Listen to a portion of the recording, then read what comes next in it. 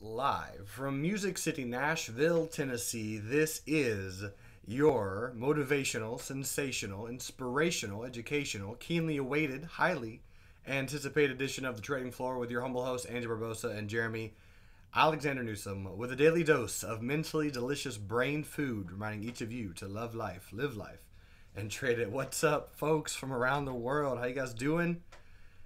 Farouk says hello. Justin Lindemann says Happy New Year. Happy 2015, guys. Dr. Irwin, how are you? Justin Patton, what's going on, my man? Hey, Fred. Randall Smith says hello. Well, actually, he says hola. That's hello in Spanish. Boom. Bilingual. Oliver, what's up, man? Yeah, so I'm a little sick, as you guys can probably tell. I'm gonna keep my energy about 75% pretty much all day, so that I can recover tonight, probably tomorrow. I guess I went a little hard over New Year's and got the flu, but it's okay. So if you guys have a cold or you're sick, hey, you know what? Sorry, but I'm glad that you're here. So today is Mentorship Monday. So let me explain what today is, in I guess kind of a review fashion. Mentorship Monday is a day where we take it very, very slow. And for any of my beginning traders or brand new traders or people who are brand new to the trading floor like Andy, I want you guys to understand my process. I want you to understand what we look for, how we look for things, and I want you to kind of just understand all the basics. Mentorship Monday is the first Monday of every single month, and I do take it a little slow. So there's a small chance that we won't place any actual live day trades today, because today is a lot of education. A lot of this is how this works, this is why this works, this is what I'm looking at, this is what I'm not looking at, so on and so forth. And all 3 hours are recorded individually. And so when you guys get the opportunity, I'll show you at the later part of the day where the videos will be posted. So I'm excited.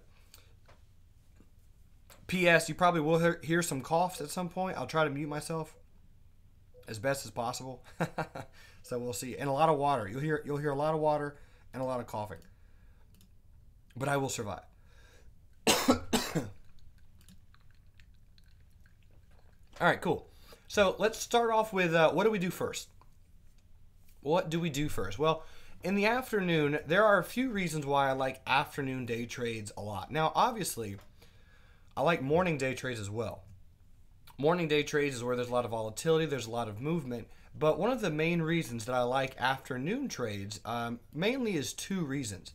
And in my opinion, and this is purely in my opinion, number one, they're easier. And type in a 1 if you guys agree. I have a kind of a saying that if you can't day trade in the afternoon profitably, you'll have a very, very hard time day trading in the morning profitably. And the reason is because of the morning volatility. If there's not tons and tons of volatility in the morning, then that's okay. But oftentimes there is a lot of volatility in the morning. And volatility is, the giant movements of stocks in and out.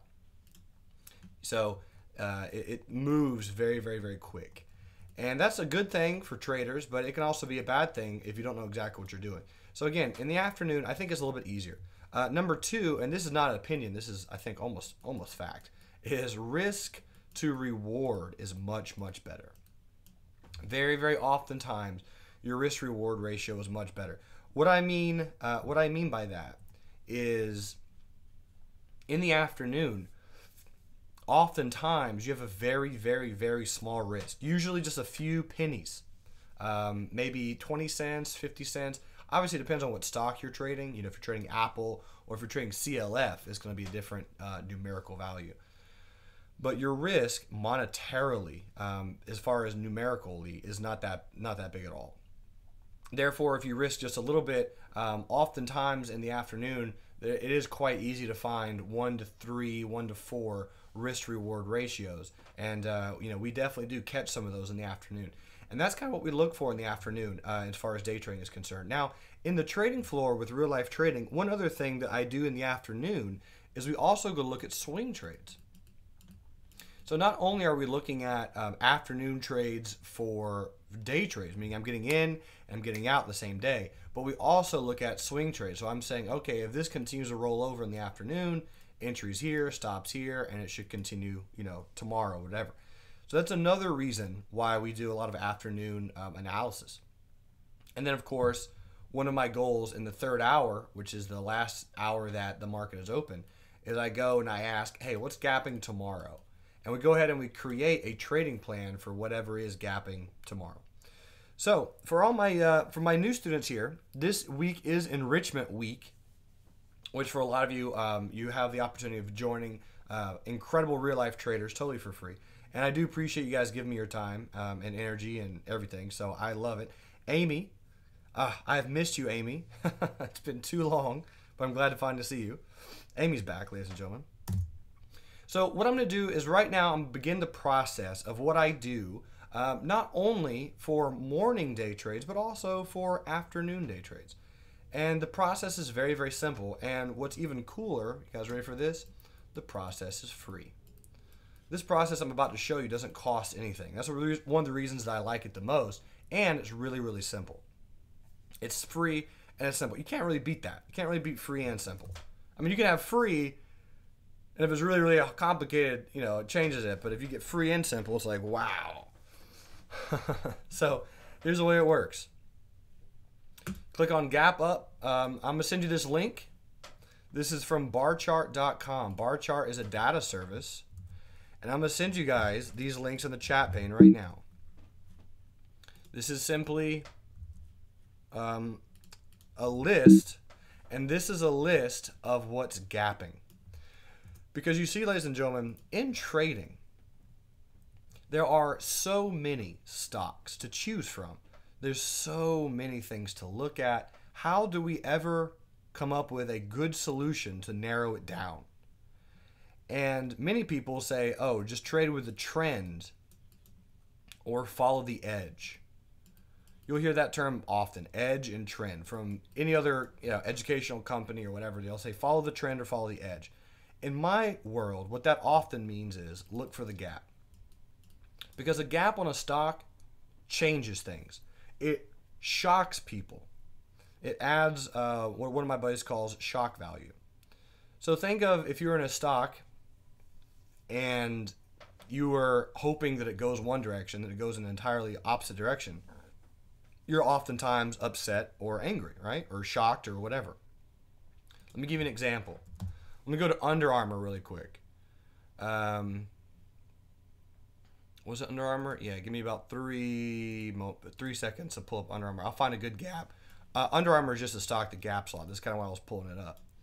Okay, so let's hypothetically say that you were buying Under Armour right here. You notice, okay, there's some resistance at $54 and some change. Stock went up. Stock came down.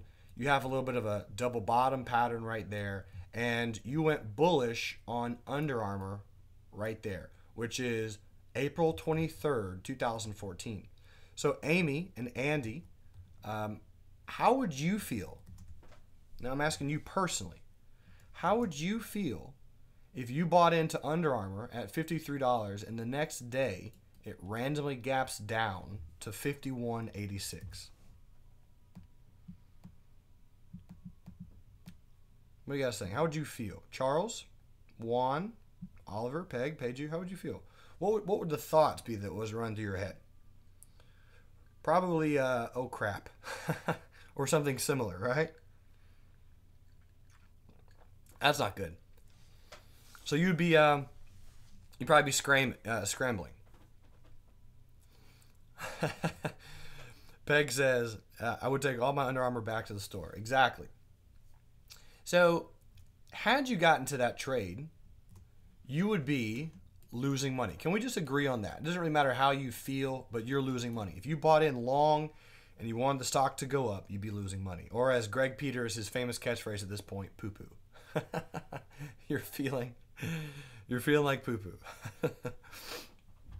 Right? You're losing money. And as traders, losing money is going to happen. We understand and we know that's just part of the game. It's part of the game that we play. Losing money, going to happen. But when it happens unexpectedly, it shocks you. And more importantly, not only does it shock you, but it also shocks all the other people in that trade. For example, your uncle, your brother, your manager at work, the guy who's working at H.H. Gregg, the manager there, all the people who invest, the normal person, the retail trader, the real life trader, they're losing money. So explain to me this. If you bought shares and the stock gaps down, how would you exit your position? How would you exit? Well, you would exit by selling to close. Yeah, selling to close because you're in bullish. So you're in bullish, so you would sell to close, meaning you would sell your position. And if anything, if you had a bullish position and you did have a stop in place, your stop would probably be at least right here at the red line. So if you didn't sell when it gapped down, you probably started selling when it hit your stop. So what does that mean for you as traders, as real life traders, more importantly, as day traders? What does that mean for you? Well, that means that there's opportunities there to make money. If everyone is selling, ladies and gentlemen, you have also equal opportunity to sell with them. Meaning you can make money as the stock goes down, right? You sell short the stock, make some money as it goes down, lock in some profit, yada, yada, yada, and then move on. So all of this, and I'll highlight it kind of in, what color is that? Pink or fuchsia? I think I'm going to go with magenta. Magenta. I agree. You agree, Ange? That's magenta? That looks like looks like sexy purple to me. Love it. Sexy purple, aka magenta. Anyway, so the pink coloration, you can notice that there's 3 big black candles. 3 big black candles. So those big black candles are all opportunities for you to make money as the stock goes down. Now, did you know for 100% certainty that it was going to go down, yes or no? The answer is no. Okay? We did not know for 100% certainty that the stock is going to go down. However, we can simply say with pretty good confidence that since people bought on this candle, which is the April 23rd, 2014 candle, you can say if someone did indeed buy here, the term is called trapped. They're trapped, meaning they're losing money and they are more than likely going to exit some of their positions. And with that comes opportunity, therefore comes the edge, and therefore gives you a potential chance to make some money. So there are a few different types of gaps. I say few. There's specifically 2 types that we talk about at Real Life Trading. And it's as a unique specialty that we have at Real Life Trading to be able to make things that are seemingly complicated, make them very, very, very easy to understand. And I had a really good friend of mine, Richard Karasik. He asked, hey man, there are literally tens and probably hundreds of different classifications of gaps out there in the trading world. He's like, you should make or write an article boiling it all down and giving us the what. And I will be doing that in the future. So you guys have that to look forward to. In my opinion, again, pure opinion, there are 2 types of gaps that exist in the stock market. There are retest gaps and there are gap and goes. Retest gaps and gap and goes. That's really it. And it's so simple to boil these 2 down. It is almost painful. But I can do it for you right now. You guys ready? A retest gap. If the stock gaps up and the prior candle is bullish, it's a retest gap. Simple as that. What does that mean for you as a trader? Well, it simply means that you can wait. Wait for the retest, wait for the bounce, buy the bounce, wait for the slowdown. It's going to rest. Be patient. That's exactly what it means. So my question to you is, on this exact gap, did the stock retest, yes or no? And the answer is yes. Actually, the very, very next day, very next day, you had a long lower shadow. That represents a retest. And, you could consider this maybe some type of pennant pattern, but it definitely retested before it continued higher, meaning that it rested a little bit. There was opportunities for you to wait for the pullback before getting in. Retest gaps work both for swing trading, which is longer term trading, meaning you're trading for days to weeks, maybe a few months, to day trading. They work for both day trading and swing trading. So if it's a white candle and it's gapping up, it's a retest gap.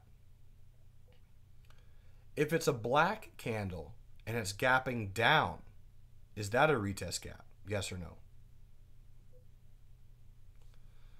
And the answer is yes. If it's a black candle, so let me see if I can find one really quick. I can't really find one. I don't really want to mess up this example. Let me just kind of scroll over. Well, here you go. Perfect example. Today. Couldn't really made that better if I wanted to. Today's candle, ladies and gentlemen, is a black candle and it gapped down. Black candle and it gapped down. That is a retest gap. What in the world does that mean? Well, it means for both a swing trade level and a day trading level, wait a little bit. Be patient. Be calm. I guess the word is just patient. Be patient. In real life trading, you guys will all know that I'm a very bad speller. I personally spell patient like this. Huh? Pretty good, huh? Yeah? Get it?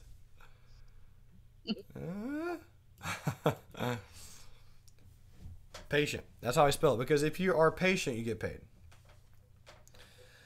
And realistically, that's the best thing. That's one of the best things to be in trading. Is just be patient. I mean, so many traders, including myself, when we first start trading, we want to become millionaires, or we want to take $10,000 and turn it into $100,000 in 1 year. When realistically, I mean, numerically, I can easily find values to do it.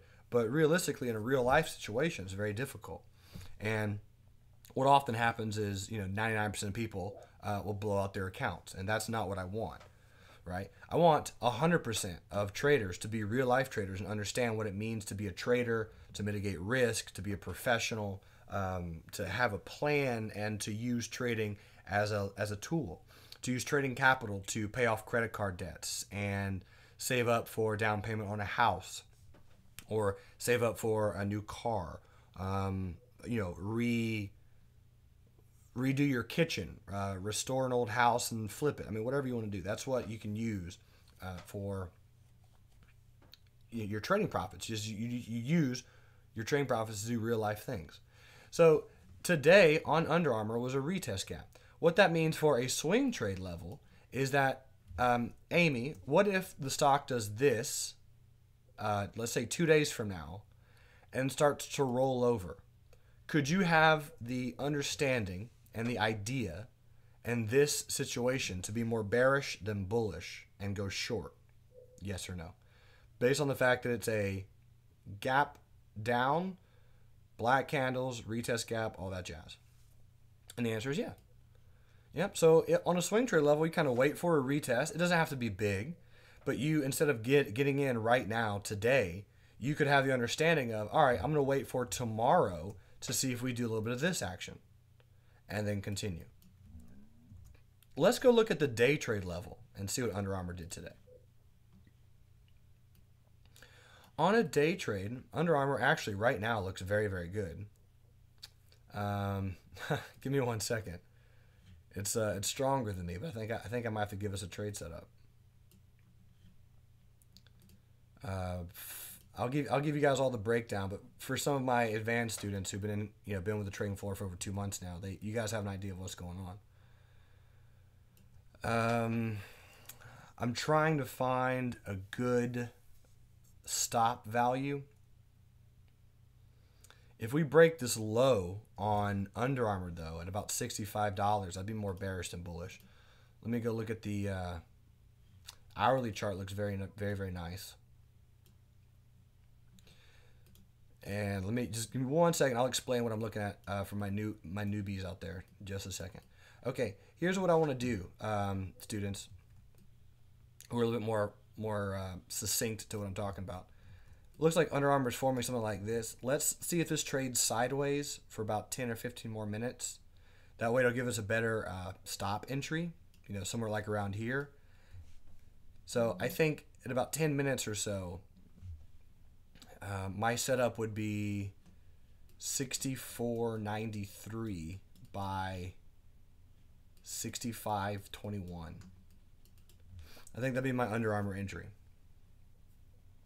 Yeah, and what that means if you're new is that his entry would be 64.93 with the stop place 65.21. So that's just the common notation we use. Yep. The number for the entry is always first. There's an X symbol, and then the stop is always number 2. Randall said, I saw a tombstone in the hourly. I did as well. Yeah, that's why I want us to break this little low. So anyway, let's just answer a question. So based on the gap, the daily chart. So we're looking at the daily. That's always the first thing that I look at when I'm day trading. Okay. When I'm day trading, here are my steps. I look at the daily chart. Then I go look at the 5-minute just to see if there's anything special. Then I go to the hourly. I'm trying to spell hourly. Hourly, 15-minute, and then back to the 5. 90% of the time, that's my exact time frame that I look at. Okay?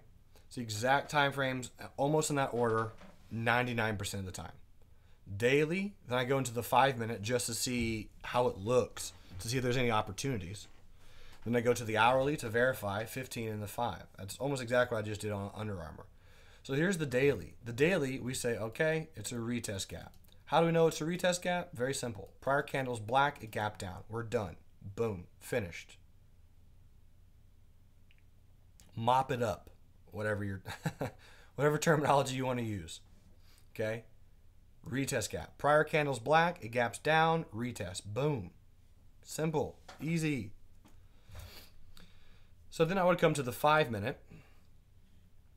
Just to look and say, all right, well the 5-minute is where we enter the majority of our trades.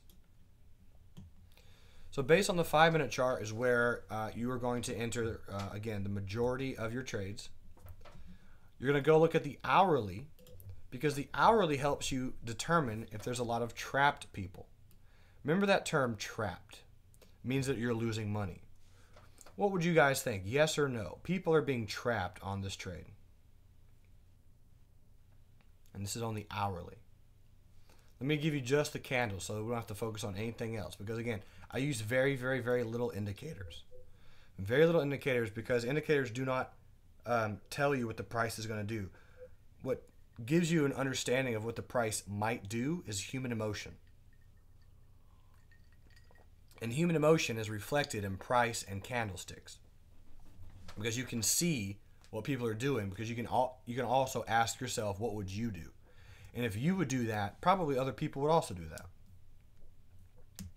So on Under Armour, people are absolutely, without question, trapped right there. You had a bunch of white candles on Friday. The last 3 hours, people were buying and buying and buying. So how do you think they feel when the stock gapped down? Well, they're losing money, and so they sold. And that gave you an opportunity to be bearish with them. So if they sold, you could also sell. Does everyone here understand selling short? If you don't, let me know. No problem. Today is Mentorship Monday. You can ask any question, anytime. I think most of you guys understand selling short. So as the stock goes down, you sell to open the stock. You begin to make money as it goes down. Going up is counterintuitive to selling stock short. not counterintuitive, I'm sorry, is the opposite direction you want it to do. So when you sell to open, you want the stock to go down, to go bearish. So if this is a retest gap on the daily, but notice that it's a bunch of white candles and it gaps down, well, that is adding bearish sentiment. That gives you the indication that, wow, this is actually kind of a good trade because more people are trapped. So since more people are trapped, this gives you a better trade if you want to put it on your quote-unquote radar, so to speak. So something to always consider is the more people that are trapped, the better the trade. Simple as that.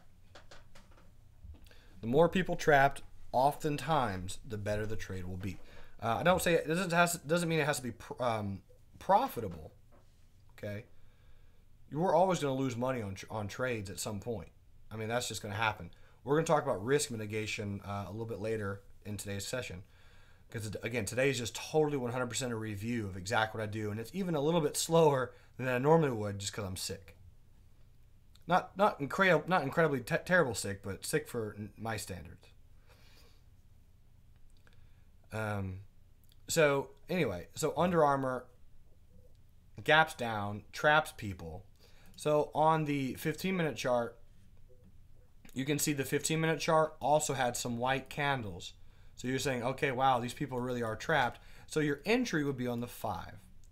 Now here's what's very, very fun. When you are doing retest trades, ladies and gentlemen, the name of this game is to wait. Retest trades, you wait. It gives you oftentimes a much, much better risk to reward ratio if you wait. Now, yes, granted, you could have just gone bearish out the gate. Like as soon as the stock opened, you could have gone bearish. But where would your stop be placed? Well, you wouldn't really know. I mean, you could place, you could get in and maybe place your stop up here somewhere, and that's your risk. That's a pretty large risk. But if you waited for the retest, notice what a retest is on a bearish trade is the stock comes down, comes up, and rolls over. This is where you try to get in bearish, and this is where your stop goes. So ladies and gentlemen, yes or no, did Under Armour do that? I would say yeah. I would say it actually did it 3 or 4 times. Came down, came up, rolled over. It did it a second time here, did it a third time here, and I think right now we're still kind of pounding out this as a resistance. Now, what helps you with the retest is you can use your moving averages. I use the 10, 20, and 50 exponential moving average. One of the best times to get in on a bearish retest gap is when the stock fails the 10 exponential moving average. So the 10 exponential moving average for me is this red line. All right, this red line. So, ladies and gentlemen, yes or no, this candle pattern, white candle followed by a giant black candle, that candle pattern is a failure of the 10 exponential moving average, yes or no?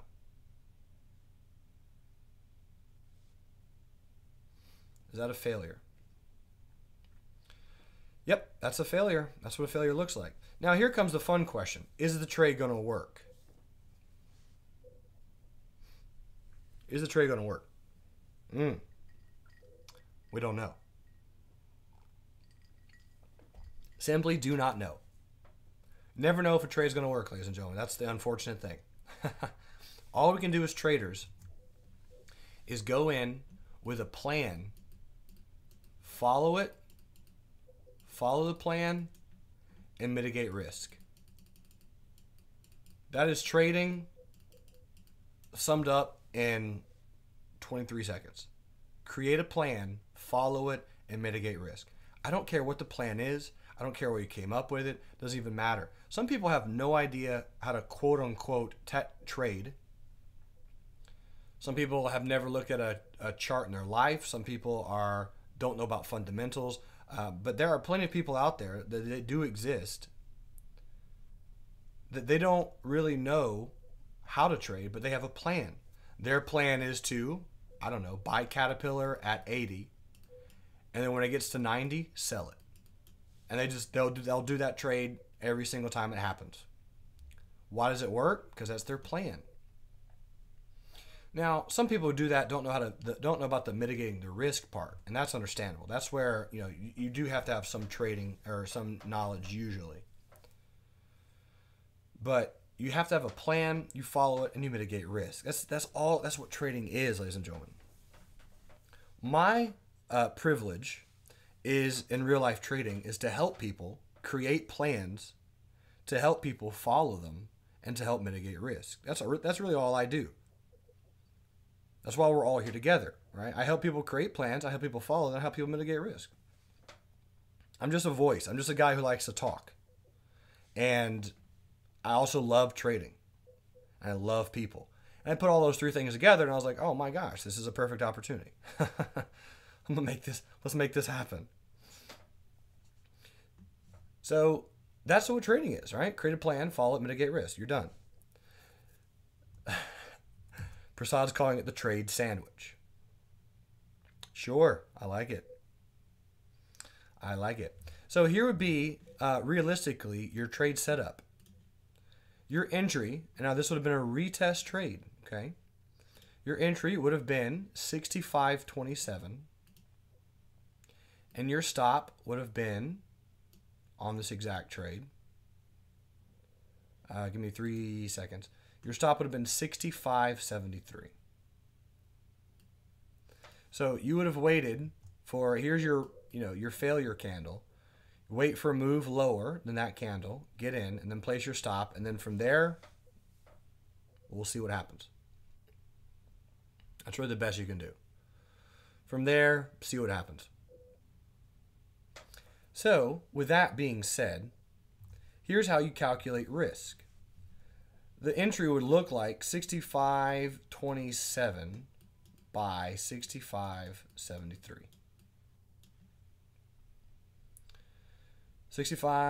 27 by 65.73. That's how your entry would look this morning. So mathematicians out there, can you guys do that math for me? What's the difference between those two numbers? I can obviously do it, but I'm just going to show you guys. 46 cents. So 46 cents is the difference between those two numbers. All right, so now what? What do you do now? Gaston, my man, can you tell me what to do now? Now that you have that number, that 46 number, what do you do now?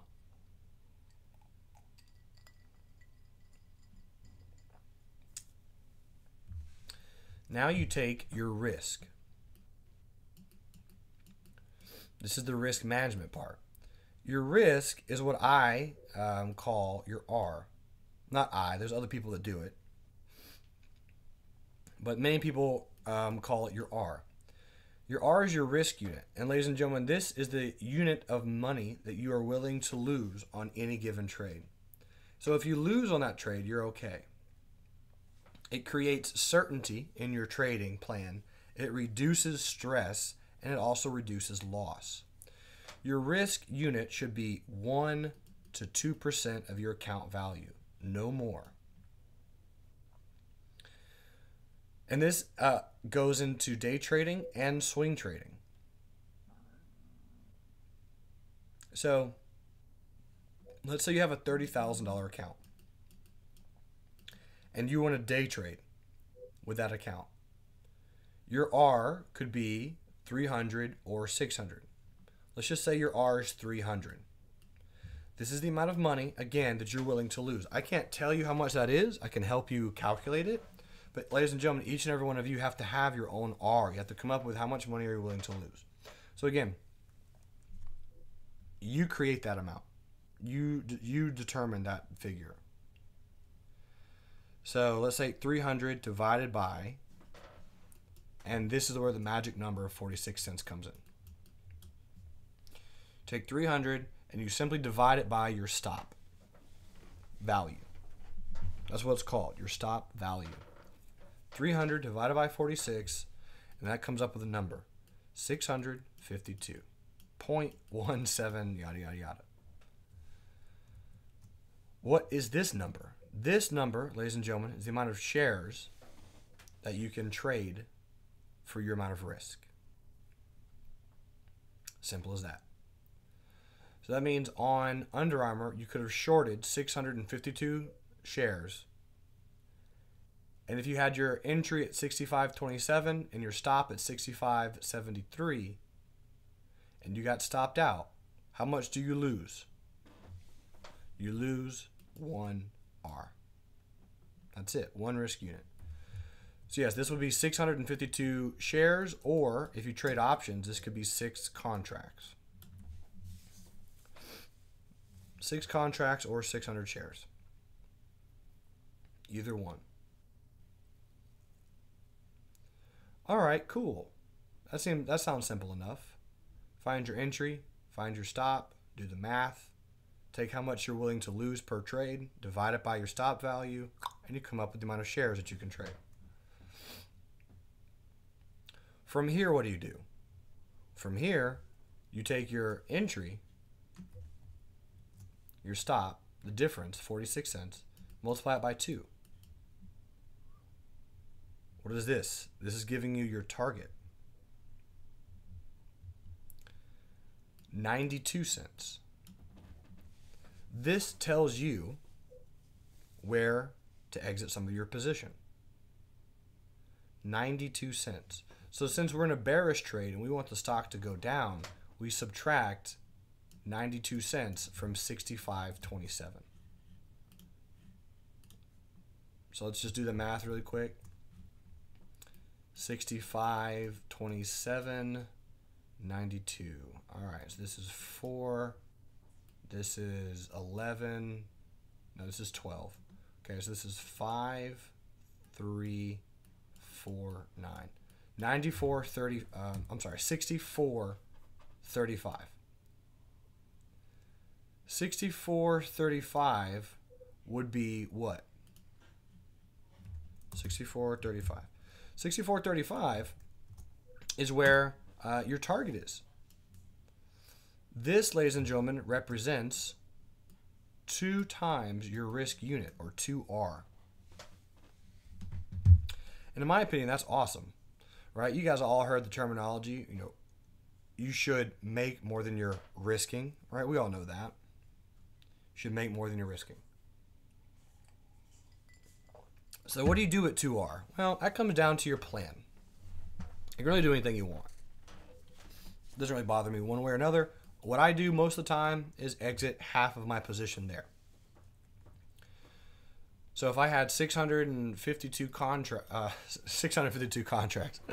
not quite, 652 shares or 6 options, I would exit half of them at 64.35, and since I'm bearish, I would simply be doing that by buying to cover. I'd buy to close.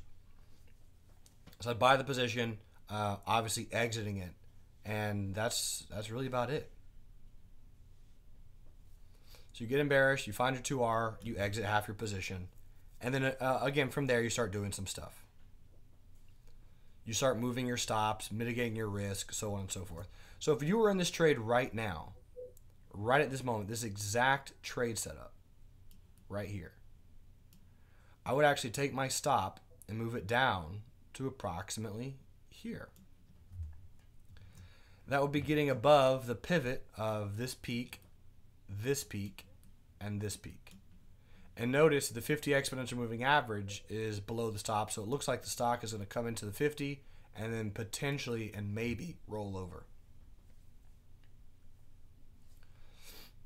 I'm not saying that's going to happen for sure, but there's a good chance that it will. So I'll take my stop, move it down, and then the rest of the day, maybe this happens. I've seen that happen more times than we can count, and that's hopefully what we're going to try to make money from on stocks in the afternoon. That's what we want. We want the stock to roll over. Any questions so far? Newbies out there on Mentorship Monday? Charles Woodruff, Angie answered your question. Perfect. High five, brother. I've missed you, man. Hope you're doing well. Yeah, so this is for bearish trades. This will work the same way for bullish, just obviously in total reverse. Randall said, do you set your stop to potentially trigger on a wick? Yeah, I mean, this is on Under Armour, this would be a stop market for me. Stop market. I mean, yes, I agree, Randall, that this has happened to me a lot. That has happened. There's nothing you can really do to avoid that, though.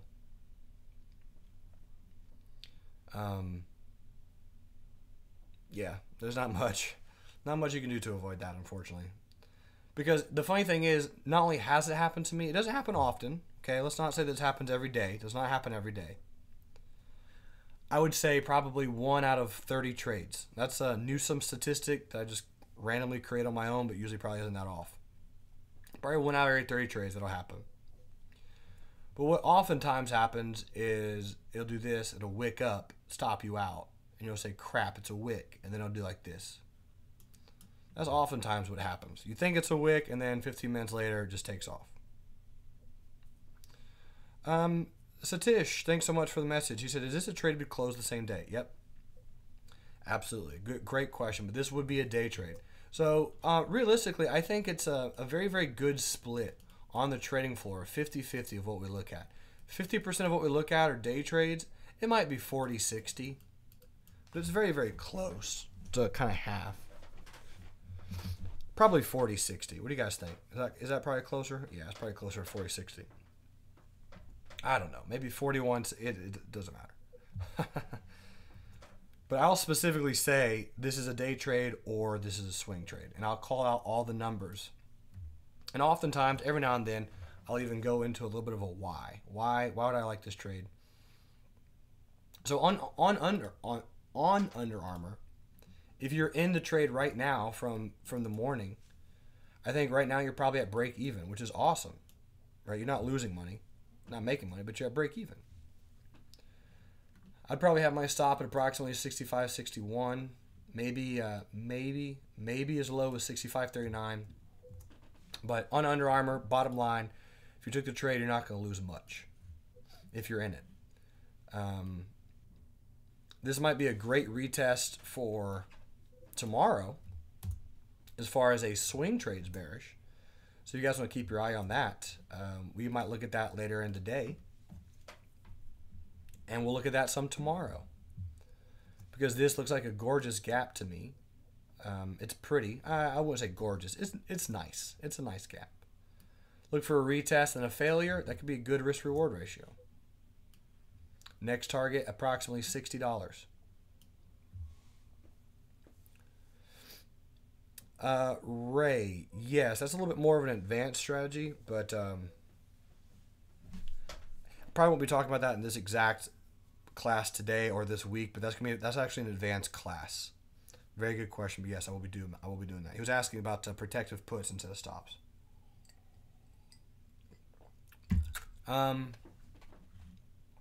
I promise I'll get that to you, Ray. Let's see. So let's go look at another gap, and let's just see if you guys can. Now again, these are all gaps that you can find on this bar chart. barchart.com/stocks/gapdown.php. These are all stocks that you can find on here. So here's all the gap downs, and there's a lot of them. There's Under Armour right here. There was a lot of gap down today. Gap ups, not so much. There were a few, but not that many. Okay, the one I'm about to look at, you can see, did in fact gap up, and it's right there, CNAT.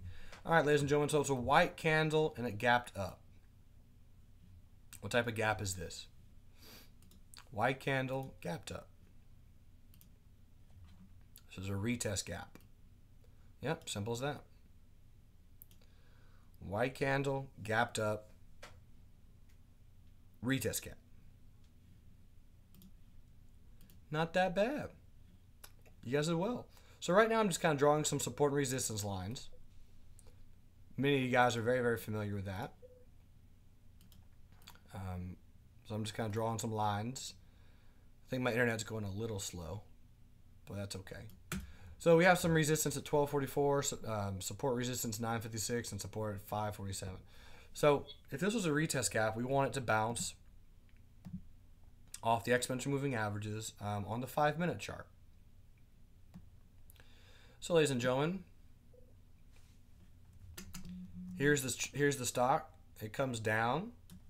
Here's your beautiful morning star reversal pattern right there, right on the 10 exponential.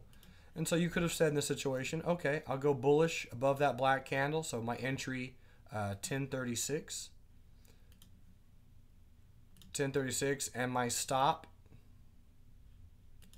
would have been, Snapdragons. Okay, so there's the morning star pattern off the 10 exponential moving average. You might have said, okay, I want to move higher. I want a higher high. So your entry would have been 1036. Ladies and gentlemen, here's my question. Did we ever trigger that trade? Yes or no? And the answer is no. No, we did not. At least not yet. We might. We might trigger it now. We might. It'll be a different entry and it'll be a different stop, though, if we're going to enter it right now. But the bottom line is we didn't get into the trade. So let's pretend that we did. Let's just say that we did. 1036 by 1001. That would have been my risk reward. Meaning I went bullish 1036, stop would have been 1001. Go ahead and calculate for me, and I'll let you guys take your time with this, but you calculate that while I drink my 2 parts hydrogen, 1 part oxygen. And you guys let me know how many shares you would have bought based on your risk unit for day trades. Now, I don't care if you actually took this trade. Just let me know, is this one that, if you did buy it, how many shares would you have bought per your day trading risk unit? Prasad says, I just entered CNAT. All right, bullish, I'm assuming.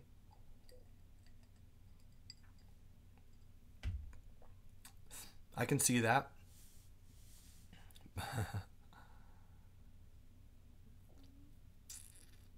10:15 by what, Prasad? 20? Yeah, do you mean 1097, Prasad? Probably. Yeah. Wow. Oh, 997. Okay. Yep, that No, makes sense. 976. Cool, that makes sense. All right, so Farouk got me his shares. Brian, that's okay. You know the math, how it works. Yeah, so 1036 by 1001. So calculate how many shares that is for you. So it doesn't matter if you have a 50. Let's just use a $50 R. Let's say you're day trading and you're willing to lose $50 on any given trade, which in my opinion is the amount that you should start out with as a beginning trader. If you're a brand new trader, I think that's how much you should go with. So I'm dividing 50 by 35 cents to give me 142 shares. Simple as that. That's really about it.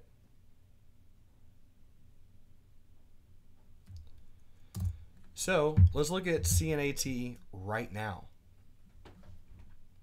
One thing I like about CNAT is we're above all the moving averages on the 5-minute chart. That's a good thing.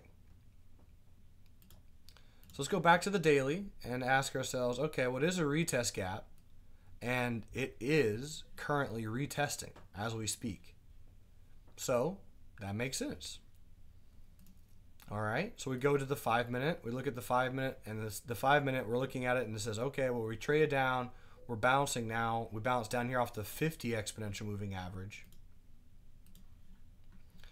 Let's see how this plays out. So here's the 50 exponential. We're bouncing. So now let's go to the hourly chart, see if any people are trapped.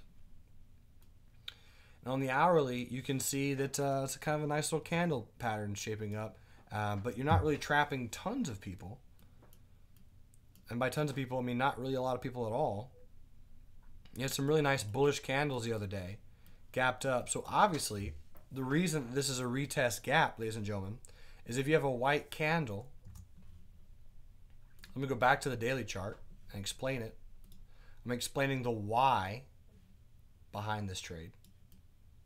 If you have a white candle and it gaps up, so let me find someone brand new. I'm gonna scroll through the list of names here. Aaron Corey or Corret. Aaron. All right, Aaron. So let's say that you were in some shares and you bought in at 750, and today the stock randomly gaps up way up to about 1150. What would you do more than likely? What would you do more than likely?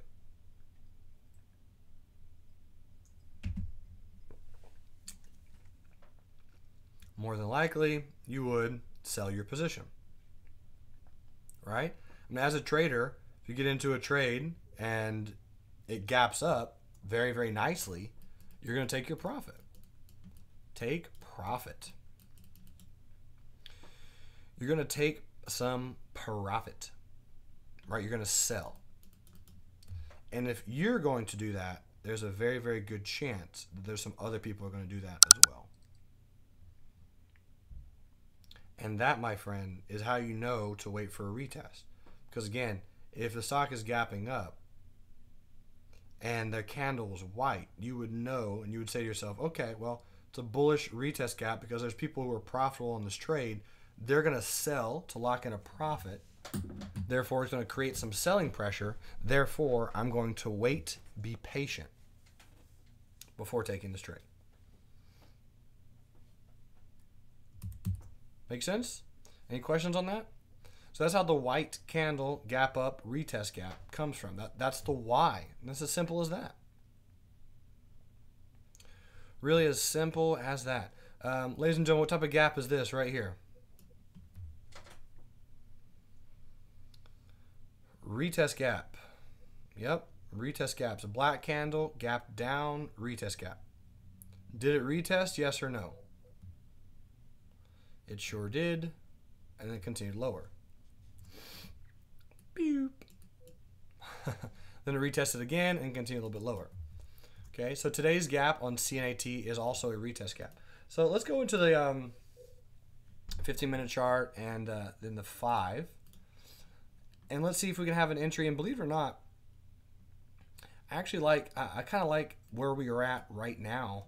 And in a way, I like that exact trade setup for this afternoon as well on CNAT. Meaning, if we break above 1036, I'd be bullish. If stop will be 1002. That will be below some pivots. That will be below your exponential moving averages. So I like that. I like that trade. Yeah, meaning like right now. So yeah, if it continued higher, 1036, I'd be more bullish than bearish. Julie says, I'm hallucinating. I was hallucinating too Saturday night. Have you guys ever seen 7 Years in Tibet? I watched 7 Years in Tibet Saturday night, and then I had like a 104 fever or something. And I thought I was the Dalai Lama for like 4 hours. True story. It is a good movie. Yeah, I do like it. It's actually a great movie, and I'm a huge Brad Pitt fan. And I will go ahead and say, Brad, Mr. Pitt, that was a horrific accent. The whole movie. Whole movie was very, very, very bad accent. I haven't seen Fury yet, Charles, unfortunately, and I'm really beating myself up about it. I will, though, I promise. I will. Big Brad Pitt fan. But his accent in that movie, oh, gosh. But yeah, Saturday night was a little rough. I was pretty sick Saturday night. I had to sleep on the couch and everything.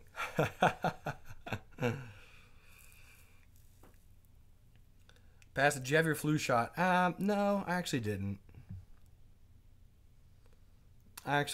No. Maybe that's why, but I don't know. Maybe, maybe not. Let's go look at HLF, and let's ask the question on HLF, Herbalife. So this is one that we haven't talked about that much yet. I think I'm going to talk about, I'm going to go over the retest gap once again, and then I'm going to talk about the gap and go in the second hour. Like I said, on Mentorship Monday, guys, probably not tons and tons of day trade setups. It's mostly a lot of education, a lot of review. I love reviews. I always did like reviews in school. Tuesday, we'll hit the ground running the rest of the week. Simple as that. Because we have a lot of new people. So that's all. Amy, out the gate. Amy says, today's gap is a retest on HLF. Nice, Amy. Yeah, it is. It is a retest gap. Why? Why is it a retest gap? Paige, you said, do we still have the opportunity to ask for trades to be looked at in each class? Oh, yeah, of course. Anytime. Anytime you want to Close, review. Amy. Close, Amy. Amy is close. She says 2 black candles. Very, very close. We did not know today's candle is going to be black. So it's based on the prior candle. So prior candle's black and it gaps down. Immediately, you know it's a retest gap. Right? We did not know today's candle would have been black, but the fact that it is says that this worked out just fine. So on Herbalife, let's go to the 5-minute chart. Now this would have been a home run trade if you took it. Only a madman would teach this information for free. But let's figure out if we can do it. You sure you're not running a fever or something? I can call Love myself a madman. I think that's okay. I want to know if anybody here has ever sold Herbalife. Oh, that's a good question. Has anyone ever sold Herbalife? Yeah. Better question. Has anyone here been a door-to-door salesman for anything? I think that's a hard job. Were you? It was a tough job. Yeah, I was, but it wasn't quote unquote sales. I was 6 and 7 and 8, and I went door to door selling blackberries. Okay, I remember that story. Good for you. My sales pitch was very simple. Want blackberries? Yeah, that was pretty much it. I was a 6-year-old kid in jeans, shorts, no shoes, no shirt. I'd walk up to a door. I'd knock on the door. Someone would open. I'd be like, "Hey, my name's Jeremy. I picked some blackberries just for you. You should buy them." Oh, that's good. That's good. Done. That was it. Wow. That's how I made my first 1,000 as a kid. Yeah.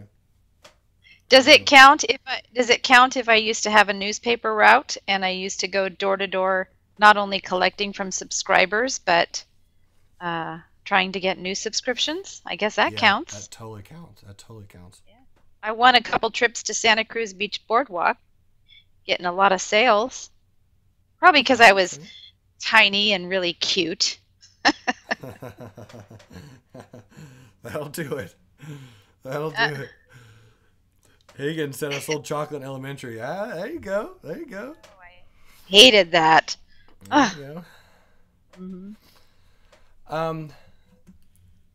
So Cheryl said she was at Herbalife sales, and then she stopped. Yeah, I've never done Herbalife. Never taken or anything. But ladies and gentlemen, type in a 1, and I expect to see a lot of 1s. Can you see the retest on this trade? Again, I'm not saying that you had to take this trade. Type in a 1 if you can see where it retested, because if you can recognize this opportunity, again, you never know which trade's going to work. You truly do not. But this was a home run if you took it. This was a Babe Ruth, Hank Aaron, Sammy Sosa when he was playing for the Cubs, Mark McGwire, but questionable, home run. Okay. Retest gap. Here's your exponential moving averages. And you could have played this in all kinds of ways. All kinds of ways. Most times, the retest gap, you're going to wait 30 minutes before it plays out. I would say 90% of the time, you're going to wait 30 minutes.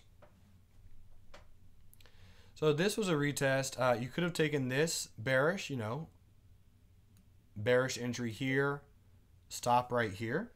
That's choice number one, which would have worked out great. Choice number two would have been even better. Choice number two, bearish entry below the wick of this candle, 35.82. Stop would have been above the highs, which is right there. Stop would have been 36.14. Ladies and gentlemen, that is a 4 or 5 hour trade.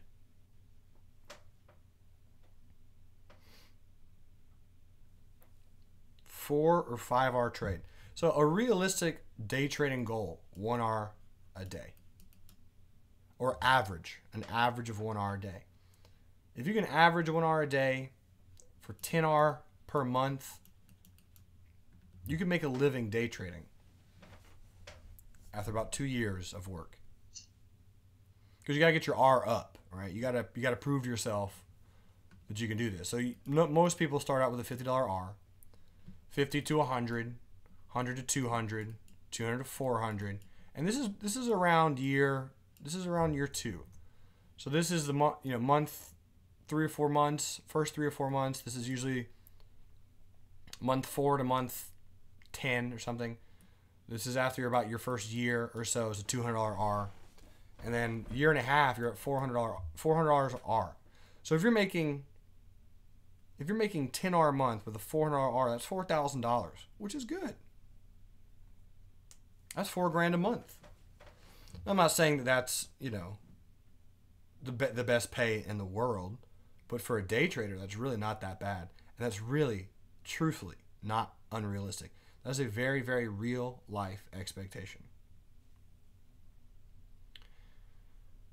So just keep that in mind, again, because you never know which trades are going to work, but the trades that do work, like this one, they pay for your month. I mean, this is a 4 or 5 hour trade. You'd still be in this trade. In fact, not only would you still be in this trade, you would have exited half of your position around here somewhere for 2R, and then you'd take your stop, and your stop at this point would probably be about here. So now you're trailing the rest of your position, and if HLF keeps falling, you're making more and more money. So HLF just ticks below this wick right here, and if it continues lower, you might make it all the way to $33, which is probably where I would exit a quarter of my position if I was still in it. Okay? So just keep that in mind. Because at some point, stocks have got to bounce. But, man, that was just a gorgeous, gorgeous trade. Gorgeous trade. So that was a retest. And that's, you can see the retest. You can see that it pulled into the moving averages and that it failed. So that's HLF. And HLF on a swing trade level. Let's go see if there's anything that we can do on this stock. This thing's been kind of free-falling for a while. This is a very, very volatile cookie, this stock. Very, very volatile. There's a lot of negative news surrounding this thing right now. So let's see how this works. Okay. Perfect. So there's some support resistance right here. So really quick, can you guys remind me, because I forgot. Maybe it's my fever. I don't know, but I forgot. If this is a retest gap on the intraday level, could this also be a retest gap for a swing level as well?